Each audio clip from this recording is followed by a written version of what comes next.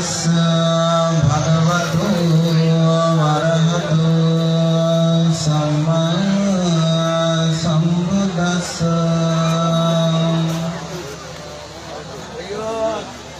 बुद्धो पच्चेका बुद्धो सवकसापि सब्बसो एतेन यज्ञदानेन पतति यमतं पदम्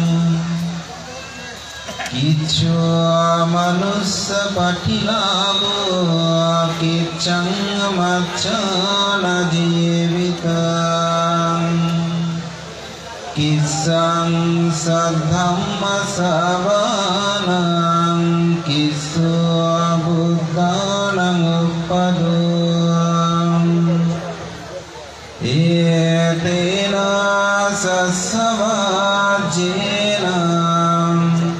होतु ते जयमङ्गलं ते।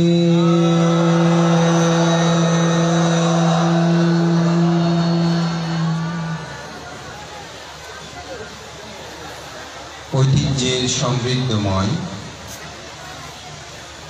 কঠোরপাড় তিরাত্তঙ্কর বিহারের দানোত্তম দানশ্রেষ্ঠ শুভ কঠিন চিবর দানসভার পরমানন্দ সভাপতি পরম শ্রদ্ধেয় সুমনতীশ মহাতের মহোদয়, সাধারণ সম্পাদক অষ্টগ্রাম বিক্ষু সমিতি, অনুষ্ঠানের উদ্বোধক পরম শ্রদ্ধেয় অত্তবিহারের বিহারাধ্যক্ষ আমার পরম কল্যাণ মিত্র জ্ঞাতি শ্রদ্ধেয় সুগতপ্রিয় মহাতের মহোদয়, অনুষ্ঠানে উপস্থিত নানপুর গৌতম বিহারের সুযোগ্য বিহারাধ্যক্ষ পরম শ্রদ্ধেয় ভান্তি সহ প্রমুখ মাননীয় সংঘ, সংঘের প্রতি বিনম্র চিত্তে শ্রদ্ধা অর্ঘ্য বন্দনা নিবেদন করছি। আপনাদের সকলের প্রতি মৈত্রী চিত্তে পূর্ণদান এবং আজকের অনুষ্ঠানে যিনি প্রধান অতিথি চট্টগ্রাম জেলা পরিষদের সুযোগ্য চেয়ারম্যান এটিএম পেয়ারুর রহমান সাহেব সহ যারা উপস্থিত সকলের মঙ্গল কামনায় পুণ্যদান ও আশীর্বাদ জ্ঞাপন করছি।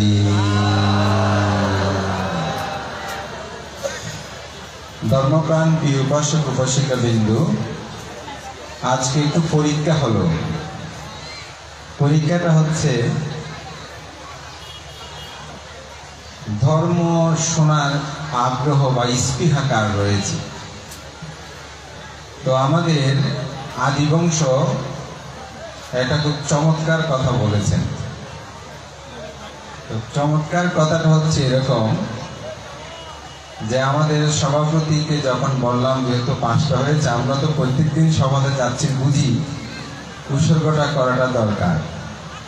তো বললাম ভান্তি উৎসর্গটা করে ফেলেন। আবার অনেকে বলছেন উৎসর্গ করে দিলে সবাই চলে যাবে। তো ওই মুহূর্তে আদিবংশ বলছেন ভান্তে ছোয়াগুলো চলে গেলে আসল ধানগুলো থাকবে, ছোয়া নিয়ে থেকে লাভ। তা আমার মনে হয় আসলে আমাদের এই কথাটাই যথার্থ। জোর করেও আমরা অনেক সময় ধর্ম শোনাতে চাই। তো সেটা যদি বাচ্চাদের বিষয় হয়, মাঝে মধ্যে একটু জোর করে খাওয়াতে হয়, কিন্তু আজকের অনুষ্ঠানটা বাচ্চাদের অনুষ্ঠান নয়। এ হচ্ছে দান উত্তম শুভ কঠিন চিবর দান। এখানে যার মধ্যে ধর্মের স্পৃহাটা থাকবে তিনি শুনবেন। আসলে ধর্ম শুনতে চায় না কেন, ধর্ম করতে চায় না কেন, তার অবশ্যই কি আছে, একটা কারণ আছে। কারণটা দুটা। একটি কারণ হচ্ছে অজ্ঞানতা, আরেকটি কারণ হচ্ছে নিজের সম্পর্কে নিজেকে না জেনে অজ্ঞানতার অন্ধকারের মধ্যে থাকা, কষ্ট পেলেও সেটাতে কষ্ট এই বিষয়টা উপলব্ধি না করা। যেমন কিছু কিছু মানুষ ক্যান্সারে আক্রান্ত, কিন্তু তিনি নিজেও জানে না, তো তিনি তো ডাক্তারের কাছে যাবেন না, কারণ তিনি তো জানে না তিনি যে রোগী।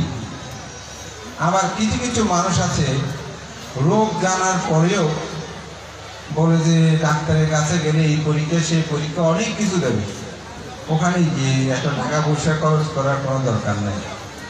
শেষে যখন একেবারে মরণাপন্ন হয় তখন যায়, তখন বাঁচতে চায়, কিন্তু বাঁচার সময়টা তার থাকে না। তো আমাদেরও জীবনটা হচ্ছে সেরকম। আমাদের যখন স্বাস্থ্য ভালো থাকে, অর্থবিত্ত প্রাচুর্য থাকে, তখন আমরা ধর্ম সবাই ধর্ম কথা শুনতে, ধর্ম আচরণ করতে অনেক সময় বিমুখ হই। আমি নাম বলবো না, একেবারে বাস্তব কথা থেকে বলছি যে তার বয়স এখন বর্তমানে 55 হবে। তার বন্ধু সবাই বিভিন্ন দান ধর্ম পুণ্য কর্মে যায় এবং একটি সংগঠনের সাথে জড়িত আছে। তো তাকে বলছে যে চলো আমরা আজকে অমুক জায়গায় যাব, সেখানে একটু মানবিক কিছু সাহায্য করব, অমুক বিহারে যাব, সেখানে আমরা একটা কঠিন জীবনে অংশগ্রহণ করব। তো সে বলতো এখন ধর্ম করার সময় হয়েছে না, যখন 60-70 হবে, 80 হবে, তখন ধর্ম করবো, বুড়ো হয়েছি, এরকম বলতো। তো দুর্ভাগ্যক্রমে তিনি কিছুদিন আগে স্ট্রোক করলেন। এখন তিনি বিহারে যেতে চায় কিন্তু যেতে পারে না। তিনি ধর্ম কথা শুনতে চায়, তিনি শোনার কষ্টের কারণে শুনতে চায় না। তিনি অষ্টশীল নিতে চায়, কিন্তু রাত্রেও তাকে খুব পাওয়ারফুল ওষুধ খেতে হয়। এখন তিনি অষ্টশীলও নিতে চাইলেও নিতে পারে না। এই জন্য আসলে সময় থাকতে আপনাকে ধর্ম পুণ্য কর্মগুলো সম্পাদন করতে হবে। জগতে সকল মানুষ ধর্ম করে না, ধর্ম শোনে না। ধর্ম শুনতেও কি লাগে? পুণ্য লাগে।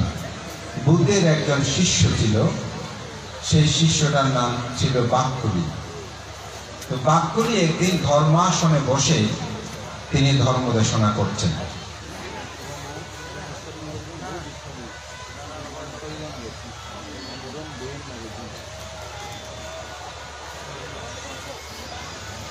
তো বাক্কুলি ধর্ম দেশনা করছেন, পিছনে বুদ্ধ এসে ধর্ম কথা শুনছেন।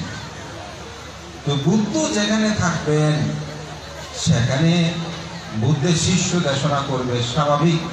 তিনি হঠাৎ চোখ ফেরাতে দেখছে বুদ্ধ পাশে এসে ধর্ম কথা শুনছে।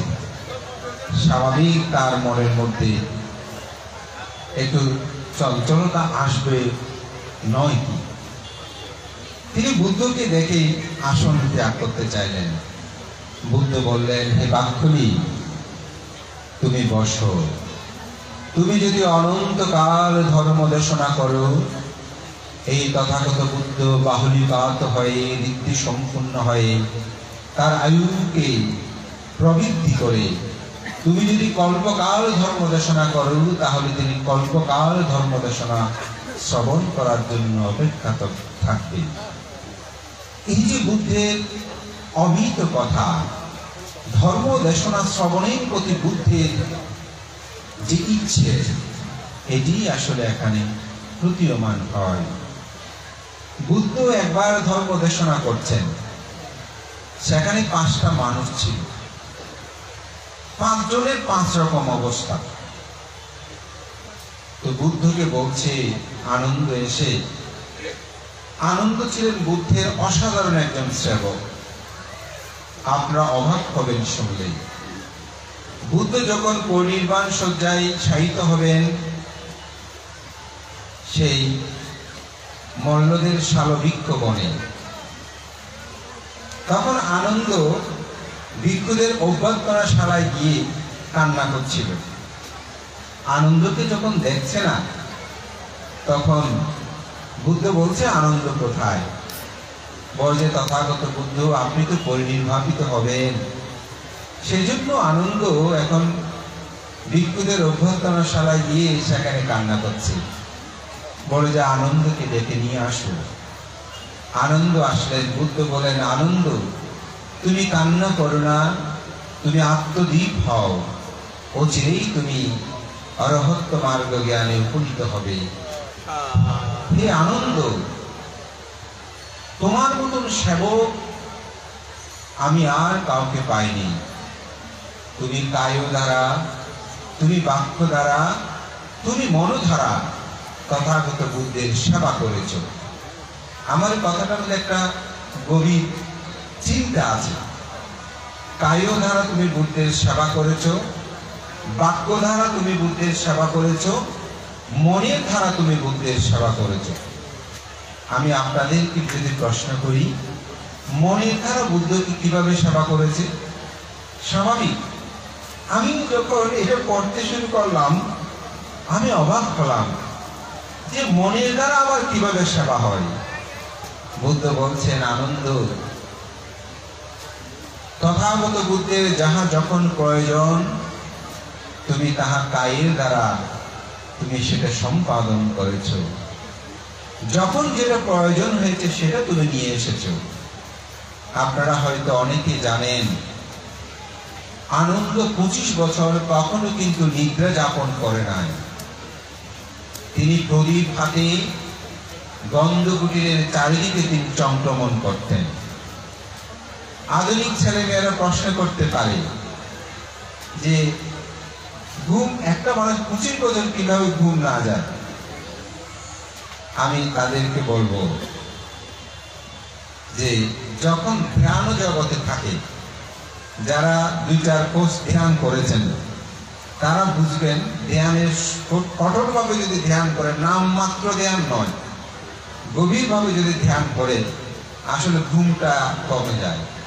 কিন্তু 10 দিন সাধনার পরে যখন মানুষটা বের হয় তখন তার মুখমণ্ডলে দেখবেন উচ্ছল বর্ণতায় আলোকাই যেন সমুজ্জ্বল, তার শিলগুলি বিভূষিত, দেহ অবয়ব যেন পুষ্পরিত হয়েছে।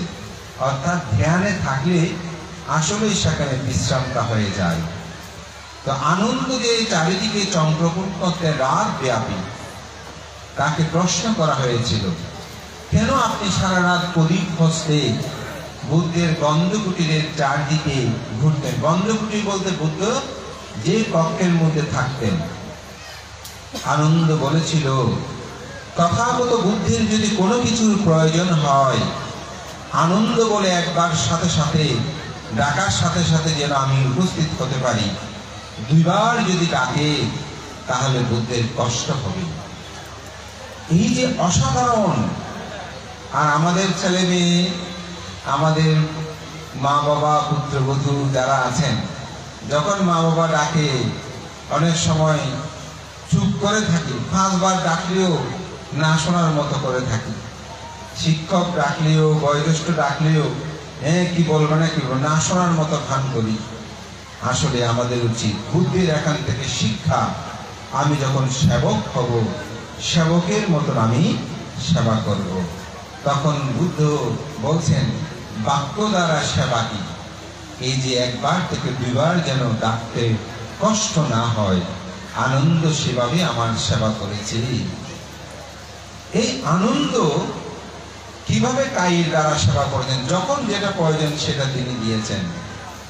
নারগিরি বস্তি যখন তাকে বুদ্ধকে আক্রমণ করতে আসছিল, তিনি সামনে গিয়ে দাঁড়িয়েছেন।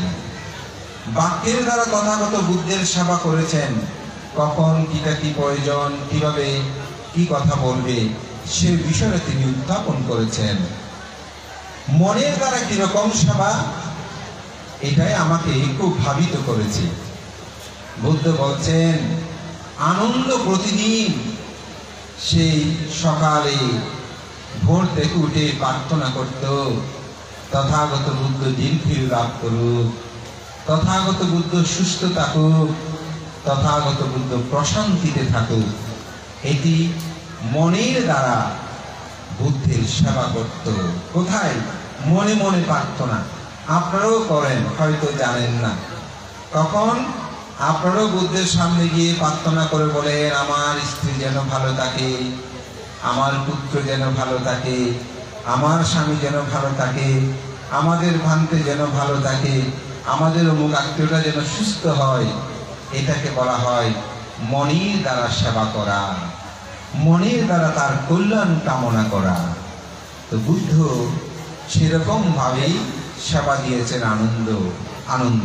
সে আনন্দ যে তথাগত বুদ্ধকে প্রশ্ন করছেন, তথাগত বুদ্ধ আপনি তো ধর্ম দেশনা করছেন, এত কষ্ট করে আপনার এই 5টা মানুষ মাত্র বসে আছে, সেখানে তো একটা মানুষ মাত্র ধর্ম শুনছে, বাকিগুলো এক একজন এক এক রকম করছে। আনন্দ কিরকম করছে?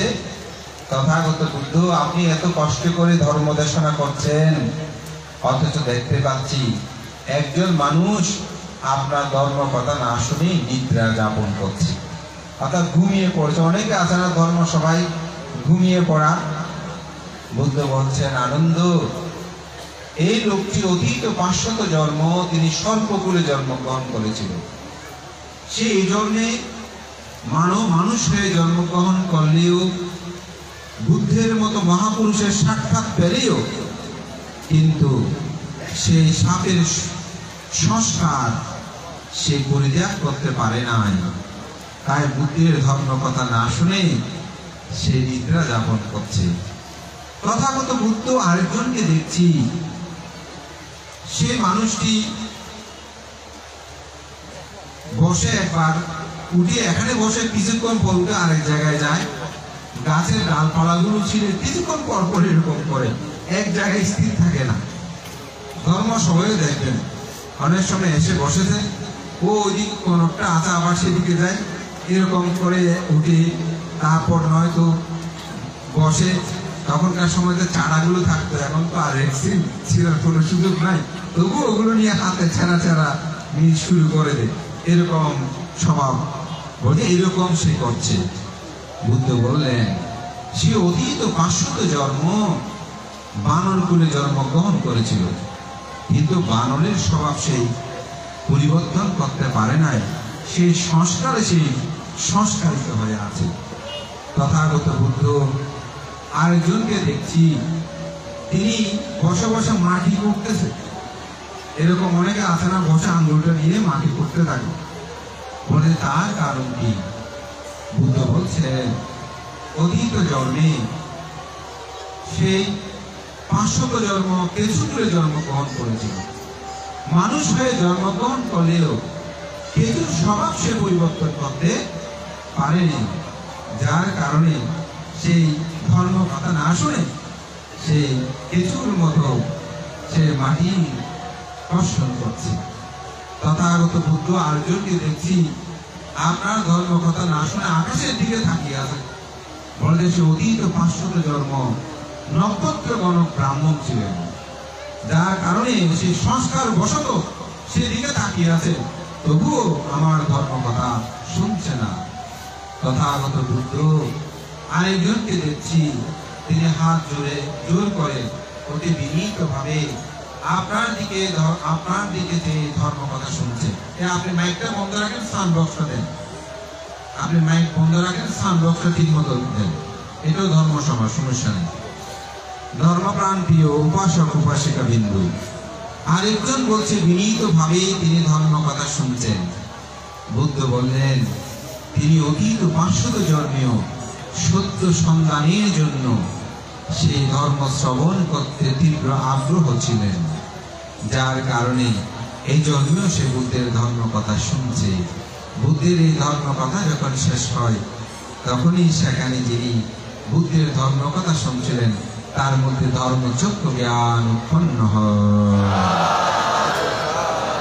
ধর্মপ্রাণ প্রিয় উপাসক উপাসিকা বিন্দু, এই জন্যই সকলের পক্ষে ধর্ম শ্রবণ করা সম্ভব নয়। ধর্ম শ্রবণ করতেও অতীত জন্মের পুণ্য পারামি প্রয়োজন রয়েছে। পারামি যদি না থাকে ধর্ম শ্রবণ করতে চাইবে না। ধর্ম শ্রবণ যে কত কষ্ট, এটি বুদ্ধ বর্গের আপনারা এরকপত্রের জীবনী দেখলে বুঝবেন। একজন ভিক্ষু খুব শীলবান ছিল, খুব শীলবান, কিন্তু দুর্ভাগ্যক্রমে তিনি একদিন নদী পার হচ্ছে, হঠাৎ কুলের মধ্যে পড়ে গেছে, স্রোতে ভাসিয়ে নিয়ে যাচ্ছে। নিয়ে যাওয়ার সময় সেই কুলের মধ্যে উঠার জন্য হাত দিয়ে সেই ঘাসগুলো ধরেছিল, কিন্তু ঘাস ছিঁড়ে যায়। তো ভিক্ষুরা কিন্তু ঘাস ছিঁড়লে তাদের একটা আপত্তি হয়। আপত্তি হলে ভিক্ষুদের কিছু কিছু আপত্তি আমাদেরকে আপত্তি দেশনার মাধ্যমে সেগুলোকে লঘু করা যায়, দোষগুলো স্বীকার করলে হয় যে কিছু কিছু ছোট ছোট বিষয়, সব বিষয় নয়। কিন্তু ভিক্ষুরা ওখানে শিলবান হলে ওখানে তো নদীতে ভাসিয়ে নিয়ে যাচ্ছে, কোথায় যে আরেকজন ভিক্ষুর সাথে আপত্তি দেশনা করবে? কিন্তু এই চিত্তের গত কারণে তিনি আসলে এক নাগের দেবকন্যা হয়ে সেখানে জন্মগ্রহণ করে। জন্মগ্রহণ করার পর সে বহু কল্প, এক কল্প শূন্য হয়েছে, বুদ্ধ নাই। কল্প মানে কি? পৃথিবী উৎপত্তি থেকে শেষ পর্যন্ত। বিজ্ঞানীরা এখন বলছে পৃথিবীর বয়স ২,৫০০ কোটি বছর, ৫,০০০ কোটি বছর, এক এক রকম এক এক সংখ্যা বলছে। যেরকম হোক, বৌদ্ধ ধর্ম বলছে পৃথিবী উৎপত্তি থেকে শেষ পর্যন্ত সময় হচ্ছে একটি কল্প, অথবা একের পিছনে ১৮০টা শূন্য দিলে যা হয় এত সময়, এরকম কল্প চলে গেছে। তো সেই সুন্দরী রূপ ধারণ করে সে নাগকন্যা প্রায় সময় একটি সর্পের মাথায় মধ্যে উঠে সেই একটি গাথা বলতো। সেই গাথাটা ছিল এরকম যে, বাংলাটা আমি বলি, সে সেখানে 4টি প্রশ্ন করতো, আরো কিছু প্রশ্ন আছে, মূলত প্রথম ছিল 4টি প্রশ্ন। সেই 4টি প্রশ্নের মধ্যে কি ছিল?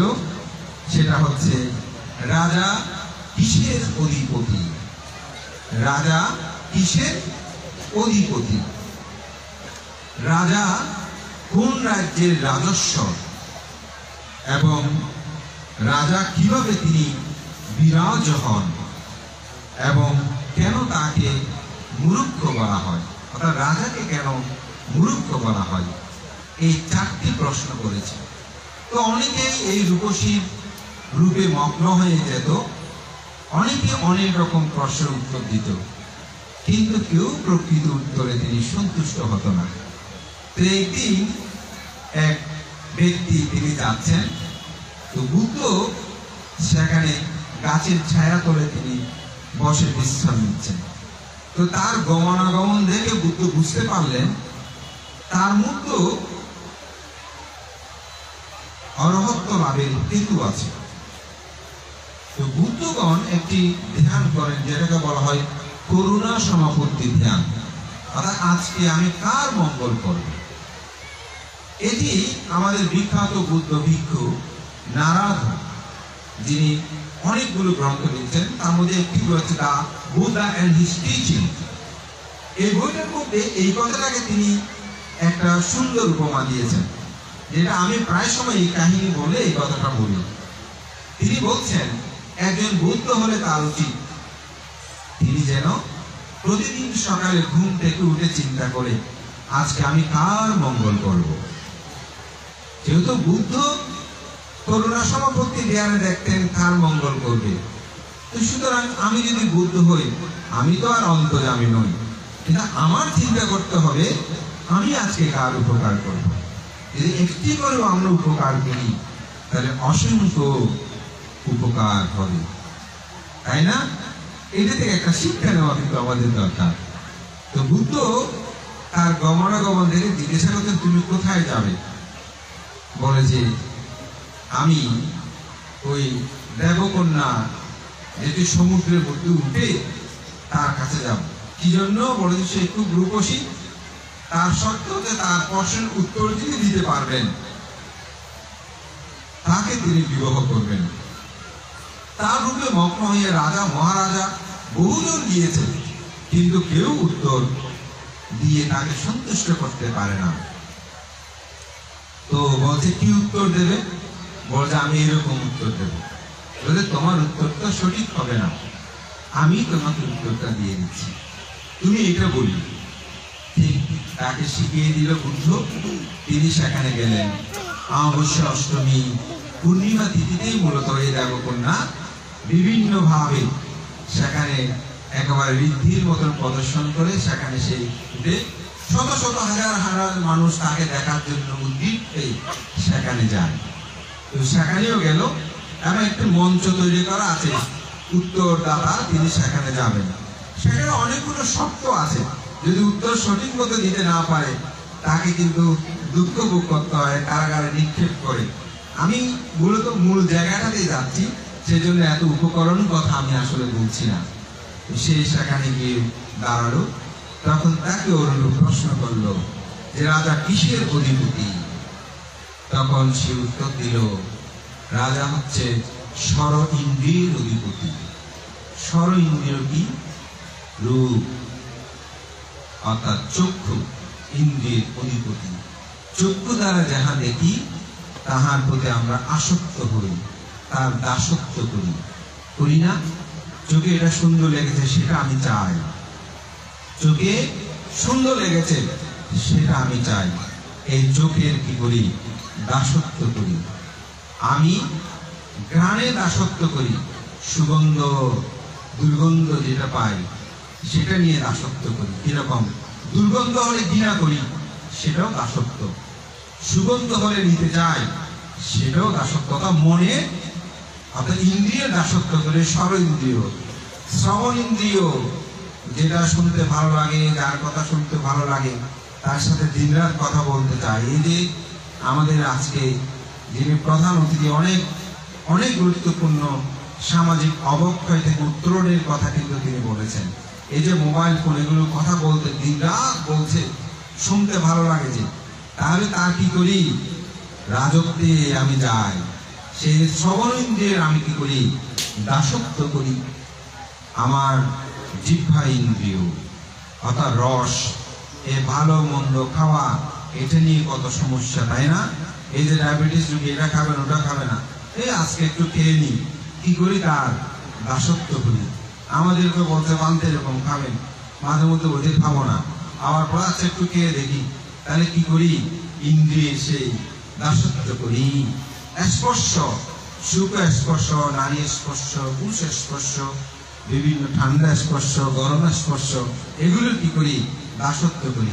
আজকে একটু বেশি গরম আছে, আজকে কঠিন জীবদানে যাব না, তাহলে কিসের দাসত্ব করলাম?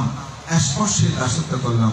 আজকে খুব ঠান্ডা লাগছে, আজকে আমি এই কাজটা করবো না, তাহলে কিসের দাসত্ব করলাম? স্পর্শের দাসত্ব করলাম। আজকে পড়বো না, ভালো লাগতেছে না, বেশি গরম, তাহলে পড়লাম না। কি হলো? এক ক্লাস কোথায় থেকে পাবো, ভালো রেজাল্ট কোথায় করব? এই ষড় ইন্দ্রিয়। তারপর হচ্ছে মন। এই ষড় রিপুর যিনি দাসত্ব করে তাকে বলা হয় কি? রাজা। তাকে বলা হয় কি? রাজা। সেজন্য বলছে রাজা কিসের অধিপতি? এই ষড় রিপুর, ষড় ইন্দ্রিয়ের অধিপতি হচ্ছে রাজা। তখন দ্বিতীয় প্রশ্ন করলেন, রাজা কোন রাজ্যের ঈশ্বর বা প্রভু? তখন বলছে রজত পরায়ণ, অর্থাৎ এই ইন্দ্রিয়ের প্রতি যখন আসক্ত যুক্ত হয়ে তার দাসত্ব করে, তখন এই ষড় ইন্দ্রিয়ে সে কি করে? রাজত্ব করে। রাজত্ব করে না? চোখ দিয়ে এটা চাই, এটা আমি পেতে চাই, এটা নিয়ে আমার স্বপ্ন, এটা নিয়ে ভাবনা, তাকে নিয়ে তো আমার রাজত্ব কি হয়েছে? শুরু হয়ে গেছে। রাজত্ব মানে কি? সে রাজ্যের, যেমন আমাদের দেশের প্রধানমন্ত্রী হচ্ছে মাননীয় প্রধানমন্ত্রী শেখ হাসিনা, তিনি এটা রাজত্ব করছে না, এটাকে শাসন করছে না, তার কথাই তো সবকিছু চলে। টাইম চেঞ্জ করলেও চেঞ্জ হয়ে যায়। যদি বলে যে এটা এমন করবেন না, আমাদের সবাইকে কি হয়? মানতে হয় নিয়ম, তাহলে কি করছেন? উনি রাজত্ব করছেন। ঠিক আমাদের চক্ষু, এই জগতের যত ভোগ্য বস্তু আছে, পঞ্চকামগুণ, সেখানে আমাদের রাজত্ব হয়। সেই জন্য বলছে রজত তিনি হয়ে যায়। আবার বলছে কিভাবে তিনি বিরাজ হন। আবার রাজা কিভাবে রাজ্যচ্যুত হন, অর্থাৎ রাজত্ব হারান, এটাকে হয় বিরাজ।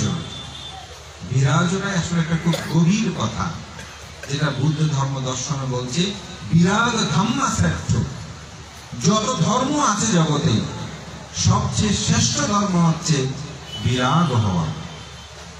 আজকে এখানে একটি প্রশ্ন এসেছে যে কঠিন চিবর দান, এটা শ্রেষ্ঠ দান। আমরা তো জানি ধর্মদান শ্রেষ্ঠ দান। তাহলে কঠিন চিবর দান কিভাবে শ্রেষ্ঠ দান হয়? আমি বলবো, ধর্মদানের মধ্যে বলছে বিরাগ ধাম্মা শ্রেষ্ঠ। এটা বুদ্ধের কথা। বিরাগ ধাম্মা শ্রেষ্ঠ, অর্থাৎ বিরাগ যেখানে সেখানেই হচ্ছে শ্রেষ্ঠ ধর্ম। কিসের প্রতি বিরাগ? চক্ষু বিজ্ঞান ইন্দ্রিয়, রস বিজ্ঞান ইন্দ্রিয়, ঘ্রাণ বিজ্ঞান ইন্দ্রিয়, শ্রবণ বিজ্ঞান ইন্দ্রিয়, মন বিজ্ঞান ইন্দ্রিয়ের প্রতি আসক্তিহীন হওয়াই হচ্ছে বিরাগ বা বিরজ। কঠিন চিবর দান যখন ভিক্ষু এই চিবরটা গ্রহণ করবে আপনাদের বিহারোদ্যক্ষ বানতে, তিনি সীমা করে যাওয়ার পর তিনি বলতে পারবে না এই চিবরটা আমাকে দেন। যদি তিনি বলে এই চিবরটা আমাকে দেন, তাহলে এই চিবরটা কঠিনে আশ্রমণ করা যাবে না, অর্থাৎ কঠিনত্বে এটা পরিণত করা যাবে না। তখন আপনাদের ভান থেকে এই স্বর ইন্দ্রিয় বিরাগ বা বিরাজ রেখে ওনাকে স্থির থাকতে হবে। মনে উৎপন্ন হলেও স্থির করতে হবে না, সঙ্গ যেটা দেবে আমি সেটাই নেব। তবে এখানে একটি বিনয় আবার অনুচ্ছেদ আছে, যদি সঙ্গে অনুমতি দেন যে ভাঙতে আপনি কোন চিবরটা নেবেন, আপনি একটু বেছে নেন, তখন কিন্তু তারা আপত্তি হবে না।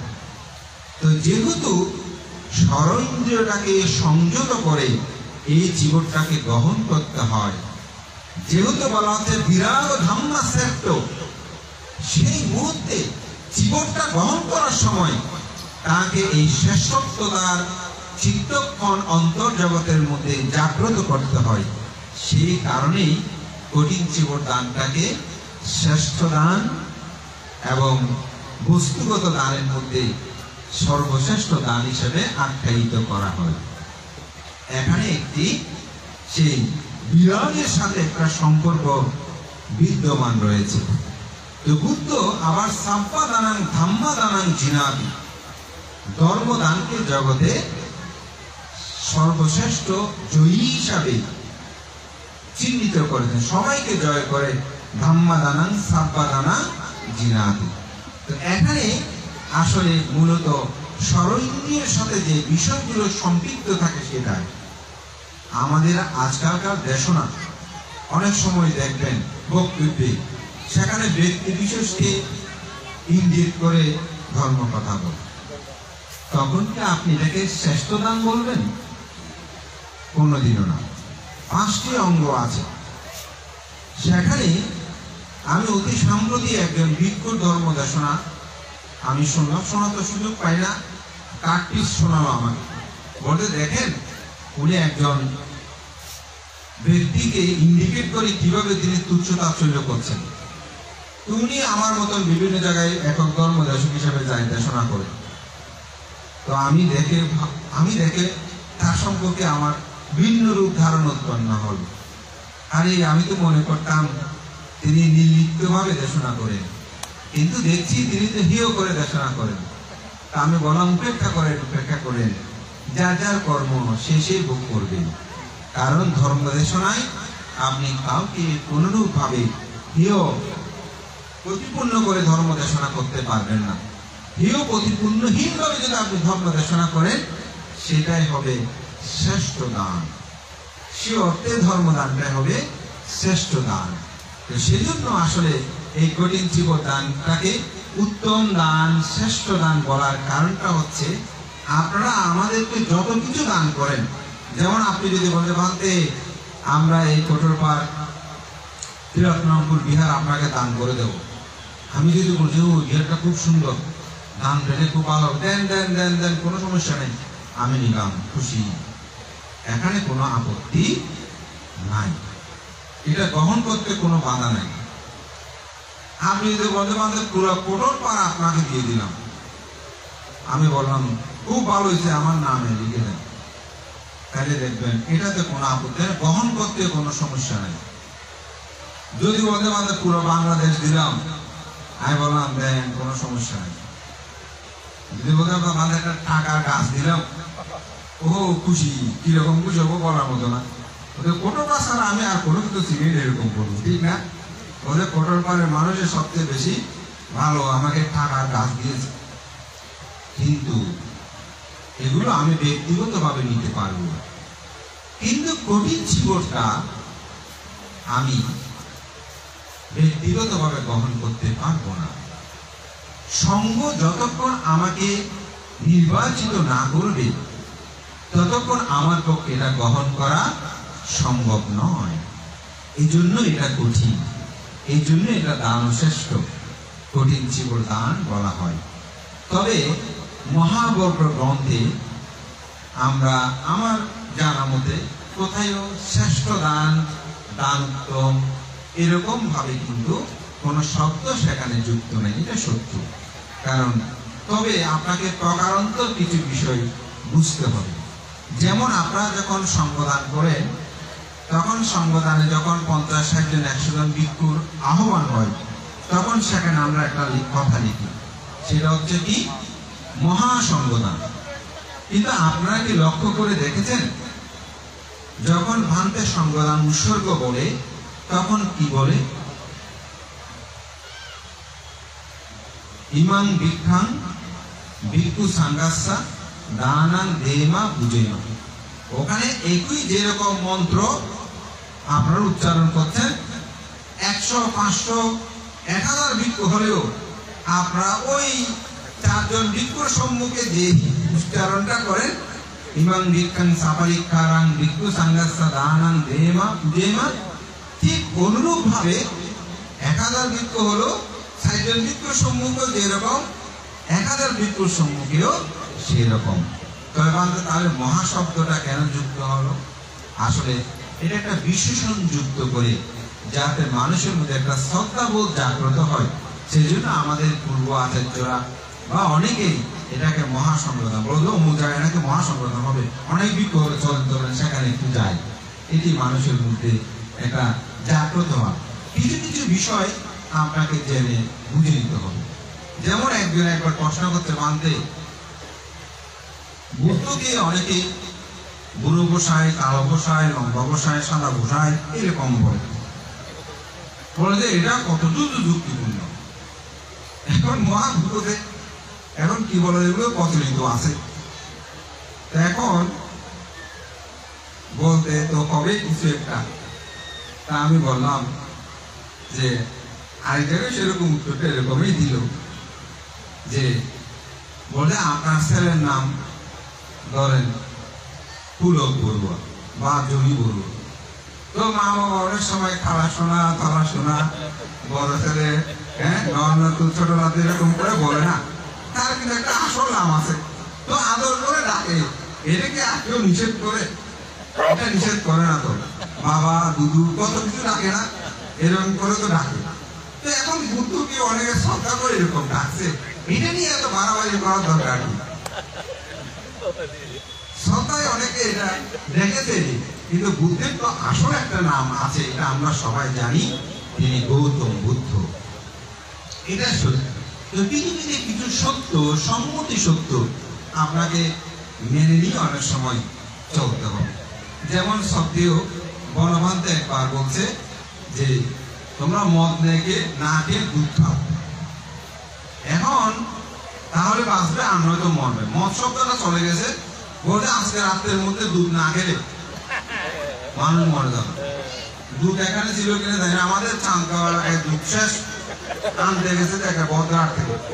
বর্ধমানতে আমি বদ্রাট থেকে দুধ এনে খাওয়াচ্ছি, তাই বিদেশ থেকে আমাদেরকে ফোন দিচ্ছে, মানতে বলমানতে নাকি এটা বলেছে মা তো আমাকে ঠিক দিচ্ছেন, এখন রাতের এখানে দুধটা আমি দুধ কোথায় পাবো? মা বলতেছে না তুই এখন দুধ খেয়ে আমাকে আবার ফোন দে, এখন মার সাথে তো ভিতরে বাঁধতে পারে নাকি। আমি রাত বন্ধুদের ফোন দিলাম, বলতে বাঁধতে ওই ওখানে মূলত বড়মানতে এরকম দেশনা করেছে, এটা এরকম। আমার বিষয়টা এটা না। তো পরের দিন একজন আমার উপাসক, উনি একটু বইপত্র পড়ে, একটু সচেতন, ওনাকে জিজ্ঞাসা করলাম যে উপাসক দুধ খেয়েছেন? বললাম যে কি করবো, উপজিকে বদরার থেকে ছেড়ে দিয়ে দুধ আনালো, এখন আমাকে এনে এক কাপ দিল, ওদের দুধ খাও। বললাম কেন? গণমানতে বলেছে। এখন চিন্তা করলাম যে তর্কাতর্কি করে তো লাভ নাই, দুধ তো খুব ভালো জিনিস, খেলে শরীরের জন্য ভালো। তো বান্ধব মূলত আমি সেটা চিন্তা করে আর ওর সাথে বাড়াবাড়ি কি করতে, যদি বলতে খাবো না তোমরা এগুলো কি বলছো, বলে আবার জ্ঞান জ্ঞান শুরু করবে, তা আমি মনে করেন ভালো জিনিস খেতে সমস্যা কি, তখন আমি দুধটা খেয়ে দিলাম। আমার কথাটা হচ্ছে আমাদের প্রত্যেক জীবন চলার পথে এমনগুলো কিছু বিষয় আছে যেগুলো আসলে বাড়াবাড়ি করার দরকার নাই। যদি সেটা মঙ্গলদায়ক হয়, কল্যাণদায়ক হয়, সেটা আমরা গ্রহণ করতে অসুবিধা কোথায়? তো দান উত্তম শুভ কঠিন চিব দান, এটা যখন আমরা দান শ্রেষ্ঠ বলি, দান উত্তম বলি, দান অগ্রে বলি, তখন মানুষের মধ্যে একটা জাগরণ সৃষ্টি হয়, মানুষের মধ্যে একটা চেতনা সৃষ্টি হয়, মানুষের এরকম একটা বিশাল সমাবেশ হয়। যেমন আজকে এই যে কঠোর পাড়ের সমগ্র মানুষকে একসাথে করতে পেরেছেন, আমি বলবো বুদ্ধ পূর্ণিমা করেন, পবরণা পূর্ণিমা করেন, সম্ভব হয় না। আমাদের পূর্বপুরুষগণ এদেশে যখন 1864 সালে সংগ্রাম সারবেদ মস্তবে মহোদয় এদেশে প্রথম ধর্মের অভিযান শুরু করেন, তার পরবর্তী সময়ে 1913 সালে এদেশে প্রথম কঠিন চিবদানের প্রবর্তন হয়। তখন তাদের মধ্যে একটা অনন্য ধরনের মেধার চিন্তা সেখানে ঘটিয়েছেন। তারা চিন্তা করেছেন এই সমাজটাকে যদি আমরা উন্নত করতে চাই, আমাদের উৎসবের আয়োজন করতে হবে। কারণ উৎসব ছাড়া মানুষকে ধর্মের ভিতরে কখনো প্রবেশ করানো যাবে না। এই উৎসবটাকে সংবদ্ধ করার জন্য, এটাকে উদ্বুদ্ধ করার জন্য তারা আমাদের একটা জাগরণ সৃষ্টি করলেন। সেখানে কল্পতরু নিয়ে আসলেন, সেখানে ধর্ম পূজা।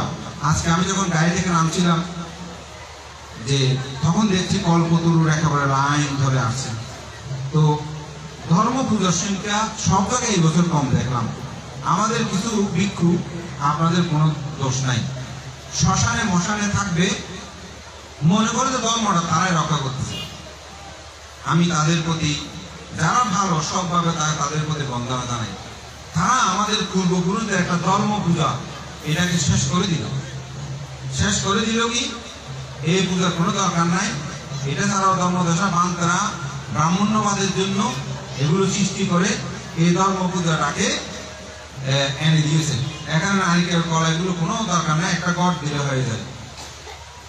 আমি আপনারা যারা খুব মন গভীর থেকে বলছি, আমার আত্মগুরুত্ব থেকে বলছি, আজ থেকে যারা 50 বছর আগে ধর্মপুণ্য করেছেন সচেতন ব্যক্তি, তাদেরকে আমি বলবো, বলুন তো বান্তারা যখন আপনাদের বাড়িতে সূত্র পাঠ করতে দিত, সেই আসনের সামনে যখন একটা ধর্ম পূজা দিয়ে, একটা ঘট দিয়ে, সুতা থেকে যখন সূত্র পাঠ করত, তখন সূত্র শ্রবণের প্রতি আপনাদের চেতনাটা কেমন ছিল? আর এখন ধর্ম পুজো টুজো কিছু নাই, একটা ঘর এভাবে বসিয়ে দিন, অনুষ্ঠান সেরকম দেয় না, শুধু একটা ধীরে ধীরে বান্ধব দেশনা করেন। আপনাদের চেতনাটা কেমন হয় সেই বিচার আপনাদের হাতে আমি দিলাম। কিন্তু আমি দেখেছি যখন একটি ধর্ম পূজা হয়, সেখানে যখন মৃত্যু সংগ্রার সামনে গিয়ে বসে, একটা মোমবাতি জ্বালিয়ে দেয়, একটা ধূপকাঠি জ্বালিয়ে দেয়, একটি সুগন্ধি বাতাস সেদিকে ছড়িয়ে পড়ে, তখন মনের মধ্যে একটা আলাদা চেতনা বোধ জাগ্রত হয়। আমাদের মাতৃজাতিরা যখন এই কল্পতরুগুলো ছেলেরা হাতে নেই, মাতৃরা যখন এই ধর্ম পুজোগুলো মাথায় নিয়ে লাইন ধরে আসে, এবং কাদের কাদের নতুন বিবাহ পুত্রবধূরা আছে, ওদেরকে এটা অগ্রাহ্য স্থান দেয় যে তোমাকে এটা নিতে হবে, তখন সেটা নিয়ে যখন রাস্তা দিয়ে বুদ্ধ কীর্তন সহকারে লাইন ধরে সারি সারি আসে, কত সুন্দর লাগে, কত আনন্দ লাগে, একটা চেতনাবোধ তো মানুষের মধ্যে জাগ্রত হয়। ধর্ম শুধুমাত্র আপনি ভিতরের বিষয়টা চিন্তা করলে হবে না। আমি সেদিন একটা দেশনায় বলেছি, একটি লোক তিনি একটি নারিকেল নিয়ে আসছে, তো তাকে জিজ্ঞাসা করছে তুমি কি নারিকেল নিয়ে যাচ্ছ? বলো যে হ্যাঁ। বলতে আমি তো নারিকেল দেখছি না, ওখানে খোসা দেখছি। কারণ নারিকেল তো ভিতরের সাদা অংশটা, কিন্তু খোসা যদি না থাকে তাহলে তো সেই ভিতরের অংশটা বেশি দিন টিকবে না। তাই উৎসব এগুলো প্রয়োজন ছিল বিদায় আমাদের পূর্ব আচার্যরা এটি কিন্তু সৃষ্টি করেছিলেন, এবং সেটা আজকে দিন দিন বিলুপ্ত হয়ে যাচ্ছে। আপনি বিবাহ বলেন, আগে বিবাহ বন্ধনগুলো কত সুদৃঢ় ছিল, এখন বিবাহ করতে খুব সহজ, ভাঙতেও সহজ। কথায় কথায় বিবাহ হয়ে যায়, কথায় কথায় বিবাহ বিচ্ছেদ হয়ে যায়, সব সহজ হয়ে গেছে। তার কারণ কি? তার কারণ আমাদের সামাজিক বন্ধনগুলো সুদৃঢ় করতে আমাদের পূর্ব আচার্যগণ, সমাজপতি আপনারা যারা আজকে সমাজ পরিচালনা করছেন, আপনাদের সুদূর প্রসারী অনেক চিন্তা ছিল। সেগুলো না থাকলে আজকে আমাদের এই দীনতায় আমরা করছি। আমাদের মধ্যে মানবিকতা বলছি ঠিক, কেমন মানবিকতা বলে মানতে? এখন যেভাবে মানবিকতা আছে, যে টাকা দিচ্ছেন, কিসের মানবিকতা? 10 তলা 4 তলা বিল্ডিং এ গেলাম, তো জিজ্ঞাসা করলাম আপনি আসছেন এখানে কত মাস? আমি আসছি 6 মাস। ও এখানে আর গরু আছে? বলে বলতে না আছে শুনছি, কিন্তু কোনোদিন কথা হয়নি। দেখেন, 4 তলার মধ্যে আমরা একসাথে বসবাস করি, কিন্তু আমরা কারোর সাথে কেউ কোনো কথা বলি না। কিসের মানবিকতা, কিসের আন্তরিকতা আমাদের মধ্যে আছে? আমরা দিন দিন আমাদের একজন উপাসক একবার দেশনে বক্তব্য বলেছেন, আসলে কি বলবো, গানও সেরকম হয়ে গেছে। আগে বলতো যে আমরা সবাই মিলেমিশে থাকবো, আমরা সবাই রাজা, বলতে এখন বলতে আমাকে আমার মতো থাকতে দাও। গানও বলতেছে কি আমাকে আমার মতো থাকতে দাও। উপাসকের কথাটা শুনে আমার খুব ভালো লাগছে যে আসলে আমরা সেরকম আত্মকেন্দ্রিক হয়ে যাচ্ছি। কারণটা কি?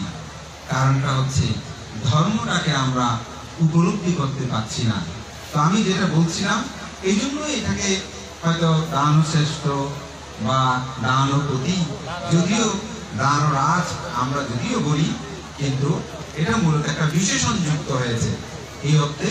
তবে বুদ্ধের এই ধর্ম দর্শন পৃথিবীর সর্বক্ষেত্রে সকল দানটাই আসলে আমাদের কাছে শ্রেষ্ঠতর।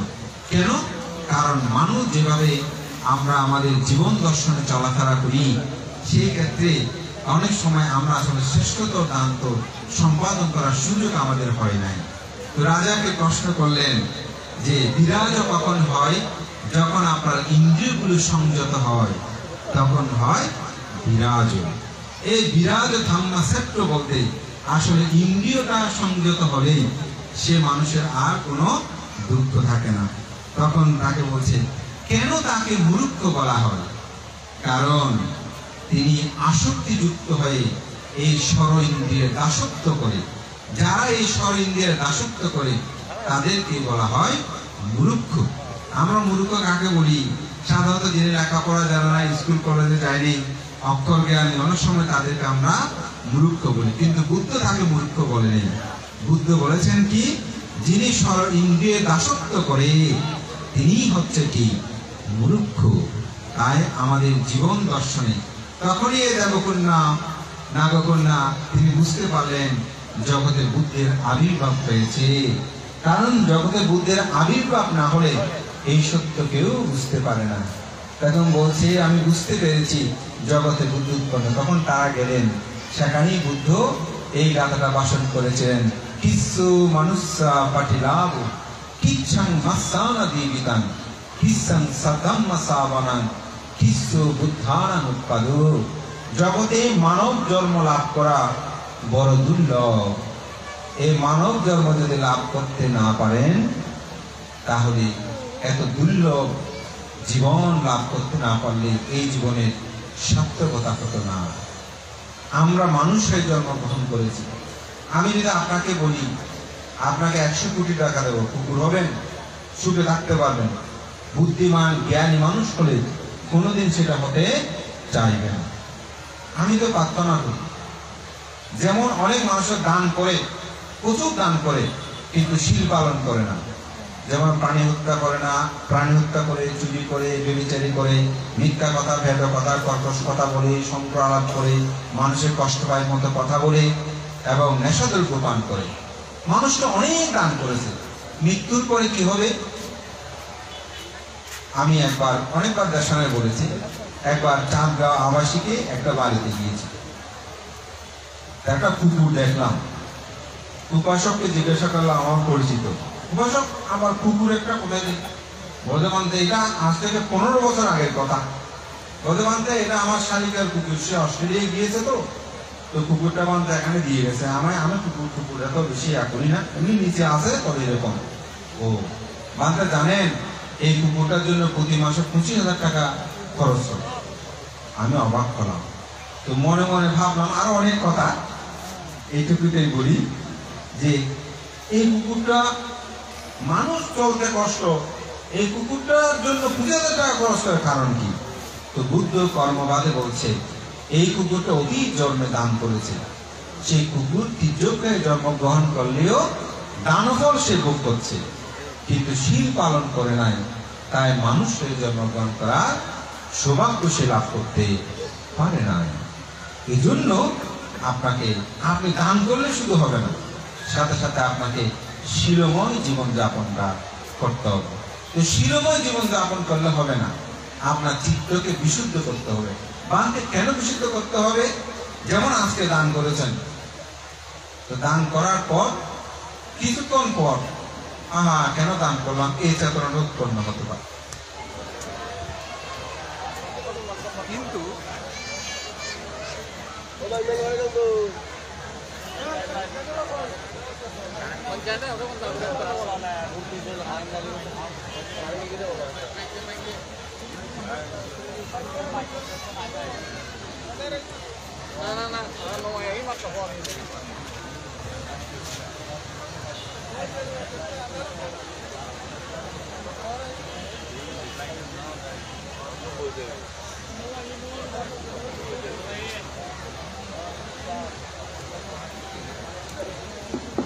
হ্যালো, কিন্তু আপনার চেতনাটা ভিন্ন দিকে চলে যেতে পারে। তো ভাবনা যখন করবেন আপনার চিত্তটা বিশুদ্ধ হবে। তাহলে কি বিশুদ্ধ? যদি শ্রোতাপত্তি লাভী হন তখন 3টি সংযোজন চলে যাবে: সৎকায় দৃষ্টি, বিচিকিৎসা, শীলব্রত পরশ। এই 3টে সংযোজন যখন চলে যাবে তখন আপনি দান যে করেছেন, এই দানটা করার পর আপনার মধ্যে আর কখনো অনুশোচন উৎপন্ন হবে না, অর্থাৎ স্থিরতা যাওয়া। এজন্য জ্ঞান এবং প্রজ্ঞা দুটি এক, কিন্তু আলাদা। ভান্তি কিরকম? যেমন আপনারা দান করছেন, এটা জ্ঞানময় কর্ম সম্পাদন করছেন, কিন্তু কিছুক্ষণ পর ওই যে বললাম মনের মধ্যে আবার এই দানে কি ফল হবে, এটা ভাবলো কি আসতে পারে, কিন্তু প্রজ্ঞা যখন থাকবে তখন এটা আর আসবে না। একটা উদাহরণ দিয়ে বলি, আমার দেশ শান্তি যাচ্ছি, একটি প্রকোষ্ঠে আপনার লাইট জ্বালানো আছে, আপনি পড়তে শুরু করেছেন, লাইটটা যখন বন্ধ হলো তখন আপনি আর পড়তে পারছেন না। আবার একটা লাইট জ্বালানো আছে, আপনি পড়তে শুরু করেছেন, লাইটটা নিবানোর পরে আপনি পড়তে পারছেন। এটা হচ্ছে প্রজ্ঞা, আগেরটা হচ্ছে জ্ঞান। দুটি এক, অর্থাৎ জ্ঞানটা উৎপন্ন হয়ে ধ্বংস হয়ে যেতে পারে, একই জিনিস, আর প্রজ্ঞাটা কখনো ধ্বংস হয় না। এই জন্য বুদ্ধকে বুদ্ধ বলছেন বিদ্যার ধ্বংস আছে, প্রজ্ঞার ধ্বংস নাই। একটু চিন্তার বিষয়। ছোটবেলায় মা বাবা, আমাদের শিক্ষক আমাদেরকে বলেছেন, এই বিদ্যা কোনোদিন ধ্বংস হয় না, চুরি হয় না, ডাকাতি হয় না, বিদ্যা অর্জন করো। দ্বন্দ্ব এগুলো চুরি হয়ে ডাকাতে নিয়ে যায়, আমাদেরকে এই শিক্ষা দিয়েছেন। কিন্তু বুদ্ধ বলছেন বিদ্যাও কি হয়? ধ্বংস হয়, প্রজ্ঞা ধ্বংস হয় না। তো বিদ্যা ধ্বংস হয় না, হয়তো একজন ভালো শিক্ষক, একজন মেধাবী ছাত্র হঠাৎ স্ট্রোক করলো, তিনি আর একটা লাইন ইংরেজিও বলতে পারে না, একটু অঙ্ক করতেও পারে না, তাহলে তার বিদ্যাটা ধ্বংস হলো না? তার বিদ্যা ধ্বংস হয়েছে না? আমাদের অনেক বড় বড় ভান্তে হাতিমুখ মুখস্থ জানে, 80-100 বছর যখন গাথা বলতেছে সেখানে ভুল, পঞ্চশীল দিতে পারতেছে না, এবং আমাদের দিকে তাকাচ্ছে, ওই যে ভুলে যাচ্ছে যে। তাহলে বিদ্যার কি আছে? ধ্বংস আছে, প্রজ্ঞার ধ্বংস নাই। প্রজ্ঞা কি? শ্রোতাপত্তি, শ্রোতাপত্তি ফল, সহিতাগামী সহিতাগামী ফল, অনাগামী অনাগামিত্ব ফল, অরহৎ অরহত্ব ফল। এগুলি যদি লাভ হয়, আপনি স্ট্রোক করেন, এটা যাবে না। কোনো চোরে এসে খনন করতে পারবে না, আমাকে সোলা বুদ্ধিতে দাও, দেওয়া যাবে না। কিন্তু আপনার বিদ্যাটা ডাকাতি করতে পারে, করছে না, ফর্মুলাটা চুরি করে নিয়ে ডাকাতি করে নিয়ে যাচ্ছে না, চুরি হচ্ছে না। কিন্তু প্রজ্ঞা কি চুরি করা যাবে? যাবে না। এই জন্যই হচ্ছে প্রজ্ঞা বুদ্ধের ধর্ম দর্শনের শ্রেষ্ঠ অর্জন।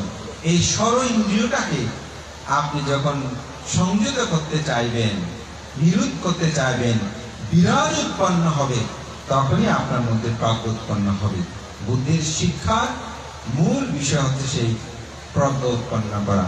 মাননীয় সভাপতি, মহান সংঘের প্রতি আমার বিনম্র চিত্তে বন্দনা। আপনাদের সকলকে সাধুবাদ জানাই। আমি বলবো, আমাদের মধ্যে ধানের সংখ্যাটাই অনেক বেশি ছিল। অনেক উপাসক উপাসিকা এখানে আছেন, হয়তো দু একজন দূর থেকে বা তারা থাকতে পারে, কিন্তু আমি মনে করি আপনাদের মধ্যে ধর্ম চেতনা আছে। চুল্লবগ্র গ্রন্থে একটা কথা আছে, 7টি কারণে স্বধর্মের পতন হবে। 7টি কারণে ধর্মের পতন হবে। তার মধ্যে একটি কারণ ধর্ম শ্রবণে অনীহা। যখন ধর্ম শ্রবণে অনীহা আসবে, আপনি মনে মনে ভাববেন, আমার মনে হয় পতন শুরু হয়েছে। আপনারা নিজেরাই ভাববেন, ধর্ম শ্রবণে যখন অনীহা আসবে, তখন আপনি মনে মনে ভাববেন যে আমার মনে হয় আমার পতন শুরু হয়েছে। বাংকে কেন বলছি জানেন? আপনি অনেক ধর্ম কথা শুনবেন, সব ধর্ম কথা যা আপনার হৃদয়ে দাগ কাটবে কোনো কথা নেই। একটি যদি হঠাৎ দাগ কেটে যায়, অর্থাৎ মনে ধারণ হয়ে যায়, দেখবেন আপনার জীবনে মহা পরিবর্তন হবে। এই জন্য শ্রবণ করাটা খুব দরকার। আমি একটু লৌকিক ভাবে বলি, ভারতের সুদীর্ঘকাল মুখ্যমন্ত্রী ছিলেন ডাক্তার বিধান চন্দ্র রায়, অনেকের নাম শুনেছেন। তিনি তার আত্মজীবনীতে একটা জায়গায় লিখেছেন, বলতে আমি ছাত্র হিসেবে তেমন বেশি ভালো ছিলাম না, অনেক দূরযাত্রা করে কলকাতা মেডিকেল কলেজে আমি ভর্তি হয়েছি। যেদিন আমি প্রথম ক্লাস করতে গিয়েছি, সেদিন ব্ল্যাকবোর্ডে একটা লেখা ছিল। লেখাটা ছিল এরকম, আমি যাহা কিছু করব সর্বশক্তি দিয়ে করব।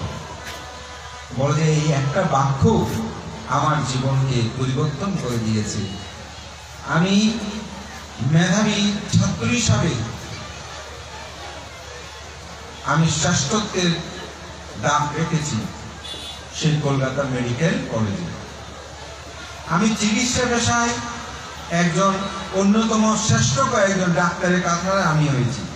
আমি রাজনীতি করেছি সুদীর্ঘকাল, প্রায় 15 বছরের কাল তিনি মুখ্যমন্ত্রী ছিলেন। এই কল্যাণী নগর এগুলো ওনার এই হাতে সৃষ্টি করা। বিধাননগর যেটা বলা হচ্ছে, এই ডাক্তার বিধানচন্দ্র রায় এগুলো করেছেন। তাহলে একটি বাক্য, তিনি কি আগে এত নিজে কথা শুনে নাই? শুনেছেন, কিন্তু একটি কথা তাকে পরিবর্তন করে দিয়েছে। সেজন্য আমাদের জীবনে আপনি কথা শুনবেন। আজকে এখানে আমাদের প্রধানত অনেকগুলো কথা বলছেন, ছেলে মেয়েদের কথাগুলো বলেছেন। আমি মনে করি এখানে যদি একটু পরিবর্তন হয়, হতে পারে। আমাদের গুরুবাবু অনেক কথা বলেছেন, এক একজন এক একভাবে বলেছেন। এখান থেকে কোনো না কোনো কথা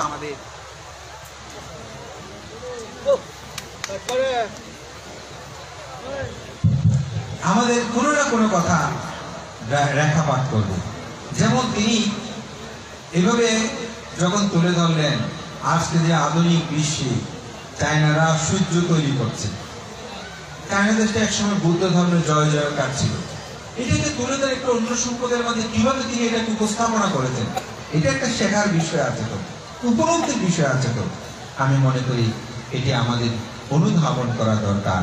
তো আজকে দানোত্তম শুভ কঠিন দান, ইতিমধ্যে আমি তার শ্রেষ্ঠত্ব বিষয়টা নিয়ে কিছু আলোচনা করেছি। বুদ্ধ পাঠ্যবাসী 3 জন ভিক্ষুক উপলক্ষ করে এই কঠিন দান কর্মটি সম্পাদন করার জন্য তিনি অনুজ্ঞা প্রদান করেছিলেন। এবং কঠিন দানের আনিশংস আজকে মঙ্গলাচরণে এটা হয়ে গেছে, একটা নতুনত্ব খুব ভালো লেগেছে যে শ্রমণদ্বয় তারা কঠিন দানের আনিশংসগুলো ব্যাখ্যা করে দিয়েছেন। তবুও কঠিন দান, সেই জন্য আমি একটা গাথা বলেছি, বুদ্ধ পাচ্ছেকা বুদ্ধ সাবাকা সাপি সাব্বাসো এতেন আজ্ঞা দানেনা পাত্তাতে আমাদান প্রদান। বুদ্ধ হতে হলে, পাচ্ছেকা বুদ্ধ হতে হলে, তাকে অরহত হতে হলে তাকে অবশ্যই অগ্রে এই কঠিন জীবন দান কর্ম সম্পাদন করতে হবে। তো আমাদের প্রধান অতিথি আজকে বলছেন, আপনারা যে এত কষ্ট করে এসেছেন, এই কঠিন জীবন দান থেকে আপনারা কি শিক্ষা নিয়ে যাবেন? তো অনেক শিক্ষার কথা বলেছি, একটু সামারিতে যদি এরকম বলি, ইন্দ্রিয়গুলোকে সংযত করার কথা আমি বলেছি। এই স্বর ইন্দ্রিয় দাসত্ব করবেন না, চোখে যা দেখে সেটাতে নিতে হবে, করতে হবে, এমন কোনো কথা নেই। সেটা আমি আমার প্রজ্ঞা দিয়ে বিবেচনা করব। তো জীবনদানে কি শিক্ষা নেবেন? আমি একটু দুইটা শিক্ষার কথা বলছি, আমার দেশটা শেষ হবে 5-6 মিনিটের মধ্যে। প্রথম হচ্ছে এই জীবন। আমি একজন বিখ্যাত ভিক্ষুর কথা দিয়ে বলি, তিনি হচ্ছে ডক্টর শরণপাল মহাদেব। তিনি কানাডাতে যখন যান, তখন কানাডার টরন্টো ইউনিভার্সিটিতে তিনি যখন প্রথম দিন ক্লাস করতে যান, তখন সেখানে অনেকগুলো মেয়ে ছেলে তারা তাকে দেখে হাঁটছে, মনে করছে তিনি ভিন্ন গ্রহের কোনো কেউ হবে। তো তাকে সে যখন ক্যাফেতে যে কফি খাচ্ছে, তারা এসে ওকে ধরলো, বলতে হলো আপনি কে? তো শরণপাল ভাঙতে চিন্তা করতে, আমার নাম শরণপাল, এত কঠিন তারা মনে রাখতে পারবে না। তো ভাঙতে বলছে, আমাকে আপনি আপনারা ভাঙতে রাখতে পারবেন। ও ভাঙতে। তো বলে যে আমরা আপনাকে দেখছি, এটা এই কাপড়টা আপনি কেন পরেছেন, এটা কি জন্য পরেছেন? তো ভাঙতে আসলে এই প্রশ্নের উত্তর দিতে প্রস্তুত ছিলেন না। তো তিনি বলছে, আমি একটু পরে দেব। বলছে কালকে কিন্তু আমরা আপনাকে খুঁজে নেব, উত্তরটা কালকে অবশ্যই দিতে হবে। তো 2-1 দিন পরে তারা আমার থেকে খুঁজে দিল। নিয়ে বলছে, আপনাকে ক্লাস শেষ করে কথা বলার সুযোগ দেন না। হ্যাঁ, আসলে বিষয়টাকে আপনাকে বলতে হবে, আমরা তো এক একজনে এক এক ফ্যাশন পরিধান করি, কিন্তু আপনারটা দেখে একই রকম ফ্যাশনে 2-3 দিন থেকে দেখতে যে একই কাপড়, আপনার অন্য ধরনের কোনো ফ্যাশন নাই। মনে করছে এটা একটা ফ্যাশন হতে পারে। যেমন আমি আমেরিকাতে গিয়েছিলাম, আমার এটা খুব হাসি পায়। তো আমার জোতাটাও আমার চিবরের রং ছিল, তারপর কাঁধে ব্যাগ দিতে এটি চিবর রং ছিল। তো ওরা দুইজন আমাকে দেখে বলতেও মানে আমাকে সেখানে তারা বলতে লাগলো, এক্সিলেন্ট ফ্যাশন, আমাকে বলতেছে এটা good look. Thank you thank you, মানে আমি যাই বলে একটু ভালোই বলতে হয়। তো এখন সে মনে করে যে আমি ধর্মযাজক, সেটা না, মানে আমার ফ্যাশনটাই এটা এরকম মনে করেছে ওরা, মনে করে অনেকে। এখন বসে একটু পরিবর্তন হচ্ছে। তো ভান থেকে বলছে যে কেন আপনার এটা পরিবর্তন হয় না? তো ভানতে কিন্তু প্রথম দিনেই তিনি গিয়ে কাপড়টা খুলে রেখে বলে, আমি বিছানায় শুয়ে ভাবছি, আসলে সবার কাপড়ের পরিবর্তন আসে, কিন্তু আমার কাপড়ের কেন পরিবর্তন নাই? তখন তিনি একটা উত্তর খুঁজে পেলেন। খুঁজে পেয়ে ওই ভানতে আসলে সময়ের কারণে দেখা করতে পারেনি, পরে দেখা করলো। তো ভানতে বলছে, আমি কিন্তু উত্তর দেওয়ার আগে আপনাদের কিছু প্রশ্ন করবো। বলছে হ্যাঁ করুন।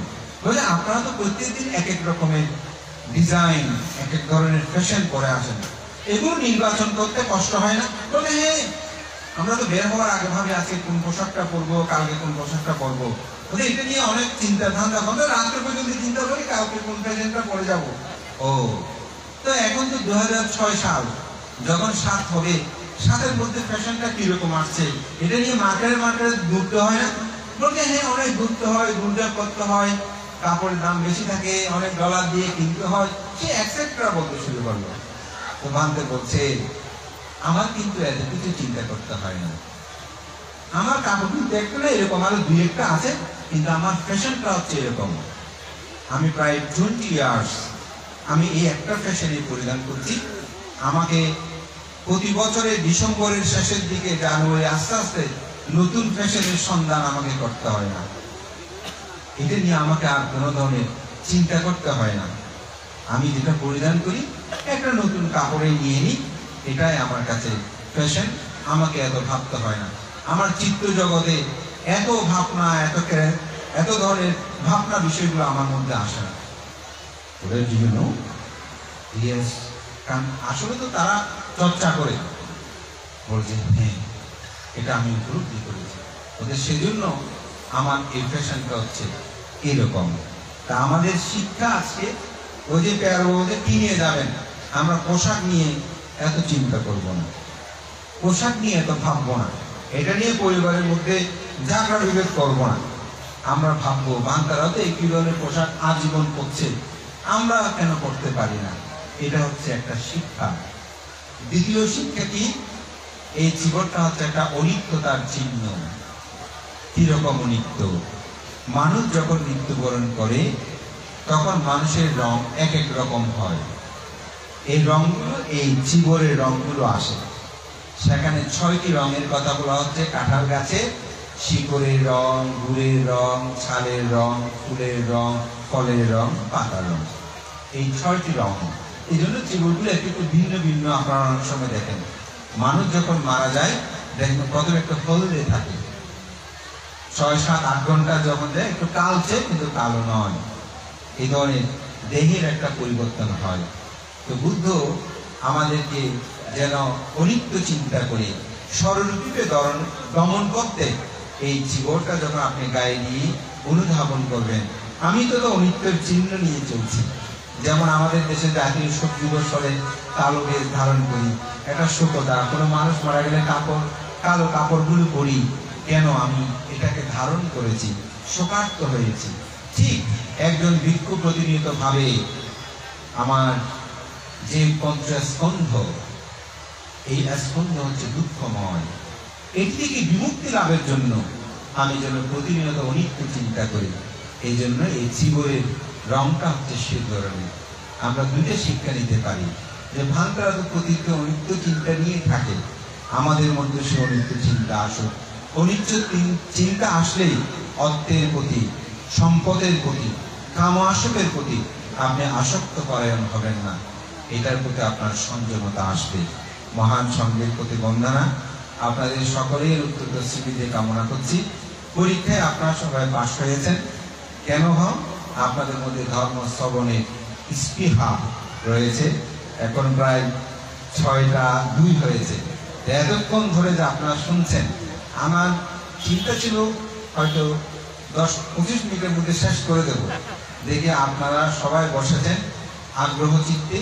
বুদ্ধের পরিভাষায় বলবে, এই জন্মে নয়, অতীত জন্ম জন্মান্তরে ধর্মের প্রতি আপনাদের স্পৃহা ছিল, সত্য সন্ধানের প্রতি আপনাদের আহ্বান ছিল। বুদ্ধ যে বলেছেন, এহি বাচ্ছিক, এসো দেখো, এই এসে দেখার মতন একটি মহান সুদুর্লভ ধর্ম আমরা লাভ করিও আমাদের নতুন প্রজন্মের ছেলে মেয়েগুলো ধর্ম বিমুখ হয়। আমি তাদেরকে বলবো, বেশি বই পড়তে হবে না। বৌদ্ধ ধর্ম দর্শনে আপনি চতুরার্য সত্য, অষ্টাঙ্গিক মার্গ, এই বিষয়গুলো একটু দেখবেন এই ধর্মটি আপনার কাছে একটা প্রত্যাহিক জীবন চলার পথে অন্যতম সঙ্গী হয়ে, পার্ট অফ লাইফ যাকে বলে, জীবনের একটি অংশ হয়ে আপনারা গ্রহণ করতে পারবেন। এই ধর্ম মানুষকে সুখময় জীবন যাপনের প্রশান্তি প্রদান করে। গৃহী জীবন হলে গৃহী জীবন কিভাবে সুখময় করবেন তার দিক নির্দেশনা প্রদান করে। আপনি বিভক্তি সুখের যদি অধিকারী হতে চান, আপনি কিভাবে বিভক্তি সুখের অধিকারী হবেন তার দিক নির্দেশনাগুলো প্রদান করে। আমাদের শুধু সমস্যা একটাই, আমরা নিজেকে রোগী মনে করি না। আমাদের মধ্যে রোগ আছে সেটা আমরা ভাবি না। সেই রোগটি জন্ম দুঃখ, জরা দুঃখ, ব্যাধি দুঃখ, মরণ দুঃখ, অপ্রিয় সংযোগ দুঃখ, প্রিয় বিয়োগ দুঃখ, স্পষ্ট অলাভ দুঃখ, পঞ্চপাদান স্কন্ধ দুঃখ। এই দুঃখগুলো যদি কারো কাছে না থাকে, বুদ্ধ ধর্ম করার কোনো দরকার নাই। মানতে আমার কাছে দুঃখগুলো নাই, আমি বুদ্ধ ধর্ম করতে চাই না, আমি তাকে বলবো খুব ভালো, খুব ভালো। আর যদি এই দুঃখগুলো থাকে, তাহলে দুঃখ থেকে মুক্ত হওয়ার জন্য আপনাকে অবশ্যই শীল, সমাধি, প্রজ্ঞা, দানশীল ভাবনা কর্ম সম্পাদন করতে হবে।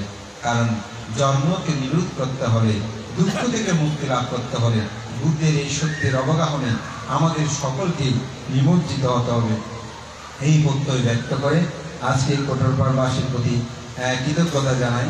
আসলে আমাকে অনেকবার এখানে পরিচিত দানে ফান করেছেন, কিন্তু শুক্রবার হওয়াতে কোনো সময় নেওয়াটা সম্ভব হয় না। এবারও আজকে আমার জন্মতীর্থ শিলঘাটা গ্রামে, সেখানেও কঠিন শিবর দান। আমি সকালবেলা ওখানে অংশগ্রহণ করে অনেকটা 10টার দিকে আমি ইসরায়েলকে সারাঘাটে শেষ করে আমি যাত্রা শুরু করেছি। সে ছিল শুরুর দিকে আসবো এখানে, তো সৌভাগ্য আমি এখানে ঠিক যথাসময়ে আমার উপস্থিত হয়েছে।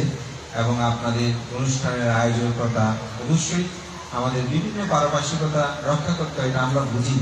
আমরা যারা সমাজের জন্য কাজ করি অনেক সময় সেটা আমরা উপলব্ধি করি। আজকে আমি মনে করি সর্বশেষ হলেও ধর্মসভার বিফলতায় আমি মনে করি এটা অসাধারণ একটি কথা আপনাদের অধ্যক্ষ বলতে বলেছেন যে একটি সমাজ, একটি বিহার, একটি শ্মশান। এতেই বোঝা যায় কঠোরবাসে ভালো নাকি খারাপ। আমরা বিক্রি সংগ্রহ যখন বসি, আজকে আমি সকালে আমাদের গ্রামে সেই কথাটা বলেছি, আমার সংক্ষিপ্ত দেশনা বলবো না, উপদেশ কথায়, যখন আমাদের গ্রামে জিজ্ঞাসা করে 200-250 পরিবার, একটা বিহার, একটি শ্মশান এবং একটি সমাজ, তখন বলবে মানুষগুলো বলো। আমরা বিক্রি সংগ্রহ যখন বসি, এখানে আবার 2-3টে বিহার আছে, তারা মনে কষ্ট নেবেন না। তো আমরা যখন বাংলা বসি, ও আর হবে না, ঠিক আছে, মানুষ বড় সুবিধার নয়, এটা বিক্রি অনেক সময় বলে ফেলে। তাহলে একটি বিহার, এটাকে রক্ষা করে চলবেন। এই বিহার, এগুলো যা কিছু আপনারা করেছেন, এগুলোকে সাধুবাদ, তার চেয়ে মহা সাধুবাদ আপনাদের একটা বিহার, একটি সমাজ, একটি শ্মশান। এটার চেয়ে বড় একতা, ঐক্যতা আর কিছু নাই। আপনারা যে সাঙ্গাং সারানাং গাচ্ছামি বলেন, এটা সার্থকতা। এখানে এটা সার্থকতা হচ্ছে কি, এখানে আমাদের একে অপরের মধ্যে বিভিন্ন কিছু থাকলেও থাকে এরকম, কিন্তু আমরা কোনোদিন বিরক্ত হইনি। চাইলে এখানে একজন একটা ক্যাম্প বিহার করতে পারে, এরকম ক্ষমতা মানুষ আছে। তো আমি মনে করি সেই ধরনের অর্থ থাকা দরকার, কিন্তু সেই ধরনের মানসিকতা মানুষ না থাকুক, সেই ধরনের মানসিকতা সম্পূর্ণ মানুষের প্রয়োজন নাই। কারণ একতা ঐক্যতা কি করে আজকের এই সভাটা দেখেন, এতগুলো মানুষ এখনো বসে আছে, কানায় কানায় মানুষের মরা জায়গার প্রয়োজন। এই ঐক্যতায় আমাকে মুগ্ধ করেছে।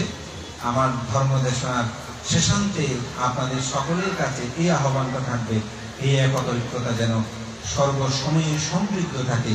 এই গ্রামের সন্তানরা বিভিন্নভাবে বিভিন্ন জায়গায় তারা আত্মপ্রতিষ্ঠা লাভ করেছে, বিভিন্ন জায়গায় তারা সমাদৃত হয়েছে। আমি আপনাদের প্রতি কৃতজ্ঞতা জানাচ্ছি। আমার 12 দিন ভিক্ষু পরিবাস বলতে এই গ্রামের এই সকল গায়ক গায়ক, উপাসক উপাসিকা, সুদীজন অনেকেই উপস্থিত হয়ে মান করতে বিভিন্নভাবে আমাকে সম্মানিত করেছেন। আজকে আমি গ্রামে আসার সময় আমার এক আপন লোকে বলছিলাম, সেই গ্রামের অনেক উপাসক আমার অনুষ্ঠানে গিয়েছিল। আমি আসলে আজকে মূলত কৃতজ্ঞতা প্রকাশের জন্য আমার সেখানে যাওয়া, সেজন্য আমি আসলে এসেই কৃতজ্ঞতা জানানোটাই আমার কাছে অনেক বিশাল কিছু মনে হয়েছে। সেজন্য উপস্থিত হতে পেরে কৃতজ্ঞতা জানিয়ে আপনাদের সকলের মঙ্গল সুখ কামনা করে, সকলের উত্তর স্মৃতি কামনা করে আমার নাতি দীর্ঘ ধর্ম কথা সহ হিত উপদেশ এখানেই সমাপ্ত ঘোষণা করছি। জগতের সকল প্রাণী সুখী হোক।